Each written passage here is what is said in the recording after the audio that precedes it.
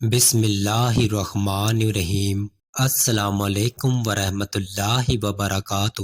حضرت محمد بن زید رضی اللہ عنہ اپنے والد کے حوالے سے بیان کرتے ہیں، رسول اللہ صلی اللہ علیہ وآلہ وسلم نے ارشاد فرمایا، تین چیزیں سعادت کی علامت ہیں اور تین چیزیں بدبختی کی۔ سعادت میں سے یہ چیزیں ہیں: نمبر 1، ایسی عورت کہ جب تو اس کو دیکھے تو وہ تجھے خوش کرے، جب تو اس سے غائب ہو تو وہ اپنے نفس اور تیرے مال کی نگرانی کرے۔ نمبر 2، تیز رفتار سواری جو تجھے تیرے ہمراہوں کے ساتھ ساتھ رکھے۔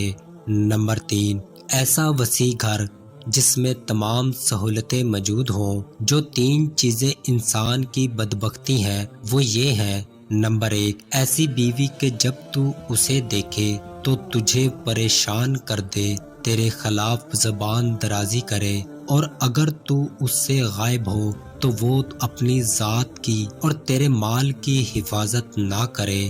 نمبر 2، ایسی سست رفتار سواری اگر تو اس کے ساتھ پیدل چلے تو وہ تجھ کو تھکا دے، اور اگر تو اس پر سواری کرے تو وہ تجھے تیرے ساتھیوں کے ساتھ ملا نہ سکے۔ نمبر 3، ایسا تنگ مکان جس میں بہت کم سہولیات ہوں،